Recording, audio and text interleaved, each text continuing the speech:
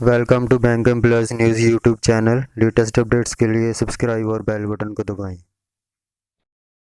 Today will talk about NPS premature withdrawal. NPS से पैसा अगर ज़रूरत पड़ने पर हम कितना पैसे निकाल सकते हैं उसके बारे में आज हम बात करेंगे। Subscriber now eligible for 3 partial withdrawal during the period of subscription under NPS, each withdrawal not exceeding 25%।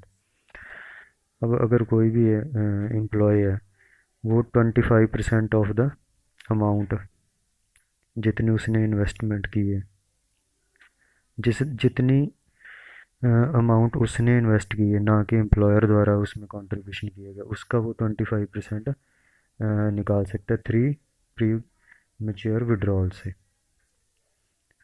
जितना 60 ईयर्स की एज से पहले वो 3 बार पैसा अपनी अगर ज़रूरत पड़ने पर 25% जितना इन्वेस्ट किया है उसका 25% वो आदमी निकाल सकता है अगर उसको ज़रूरत पड़ती है तो। However, there is no restriction on withdrawal from the tier 2 account of the subscription। जो एनपीएस में क्या है, 2 टाइप के आपके अकाउंट होते हैं, टियर 1 और tier 2।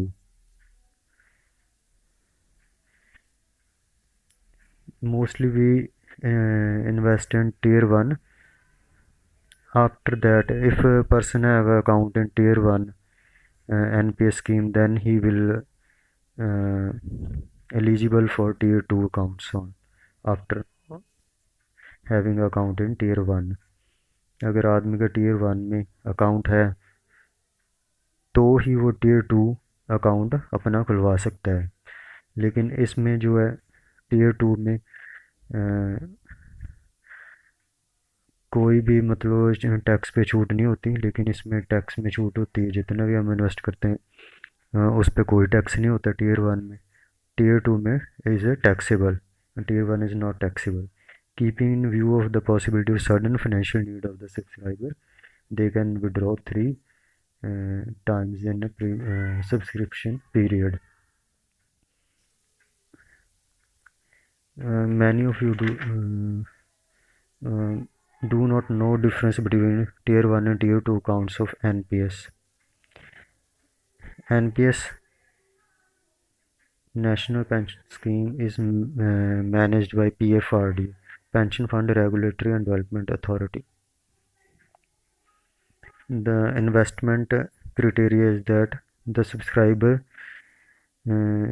subscriber's age limit should be between 18 to 60 years, and minimum contribution for tier 1 account is 500 and for tier 2 is 1000 of and once you attain the age of 60 years you can withdraw 60% of the amount and rest 40% is converted into pension.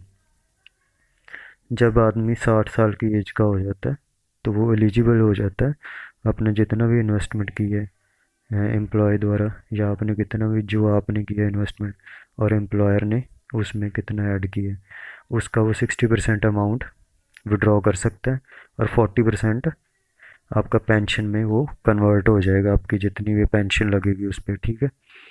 If you want to exit from the NPS before 60 years of age, then you are allowed to withdraw 20%।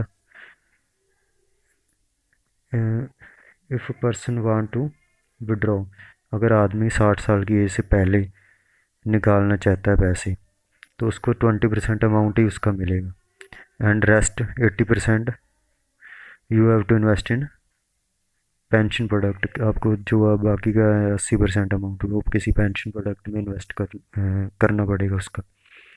However in case of death of the subscriber, nominee is allowed to withdraw 100% amount. अगर मान लीजिए कोई subscriber है या हमने pension को आप कोई एनपीएस में इन्वेस्टमेंट कर रहे हैं, अगर किसी की मान लो डेथ होगी तो उसका जो नॉमिनी है 100% विड्रॉ करने के लिए एलिजिबल होता है अमाउंट को। इसमें the requirement of minimum period under NPS for availing partial withdrawal from tier 1 account of the subscriber has been reduced from 10 years to 3 years। जो पहले था, जब आपने एनपीएस का अकाउंट खुलवा लिया, आप इन्वेस्ट कर रहे हैं, तो आप 10 साल से मिनिमम 10 साल के बाद ही जो है पार्शियल विड्रॉ कर सकते थे। मान लो 25% आपको ज़रूरत पड़ेगी, लेकिन आप निकाल नहीं सकते जब तक कि उस अकाउंट को 10 साल आपने 10 साल उसमें इन्वेस्ट नहीं किया, उस तब तक आप नहीं कर सकते, निकाल नहीं सकते। लेकिन अब जो गवर्नमेंट ने इसकी जो पीरियड को कम करके 3 साल कर दिए, आपने आज अकाउंट खुलवाया, आप 3 साल बाद 25% अमाउंट इसका, जितना आपने आप द्वारा जितनी इन्वेस्टमेंट की है, ना कि एम्प्लॉयर ने ऐड की है, जो आपकी इन्वेस्टमेंट होगी उसको 25% आप अपने फंड का निकाल सकते हैं after the period, minimum period of 3 years from the date of joining with effect from, ये कब से है, 10 अगस्त 2017 से। According to Ministry of Finance, the minimum gap of 5 years between the two partial withdrawal has also been removed with effect from 10 अगस्त 2017। जो पहले क्या था, आपने 10 साल बाद आपने एक बार अमाउंट निकाली, उसके बाद जो है दोबारा कब निकाल सकते थे, उसमें क्या 5 साल बाद फिर आपको जो उसमें जब दूसरी बार निकालोगे तो पहली और दूसरी का जो 5 साल का डिफरेंस होना चाहिए। जैसे आपने आज अकाउंट खुलवाया, 10 साल बाद पैसे निकाले, और फिर अगली बार जब निकालने तो अकाउंट खुलवाने के 15 साल बाद निकलेंगे। लेकिन जो है इसको भी है, उन्होंने गवर्नमेंट ने 10 अगस्त 2017 से रिमूव कर दिया। मान लो आज 3 साल बाद आपने पैसे निकाल लिए, आपको ज़रूरत पड़ गई, तो आप दूसरी बार भी जितना इन्वेस्ट करोगे उसका 25% अमाउंट आपको 25% अमाउंट आप उसका निकाल सकते हैं। It may be noted that the government approved the proposal pertaining to choice of pension fund and investment pattern for central government and subscriber under NPS in December last year।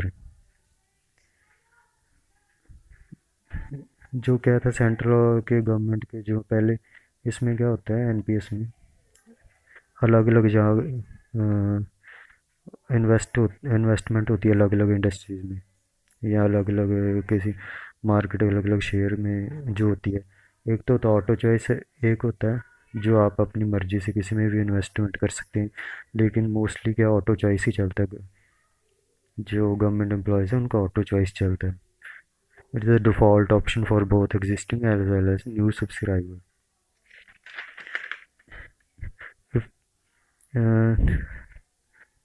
And we will discuss about tier 1 and tier 2, difference between tier 1 and tier 2 in our next video, as video is going to be very long, that's why we will discuss this in our next video। अगर आपको ये information अच्छी लगी तो कृपया से channel को subscribe करिए और बेल आइकन को ज़रूर क्लिक करना और दबाइए, और वीडियो को ज़रूर लाइक करें। Thanks for watching. Please like, share and subscribe, and never forget to press the bell icon for latest updates।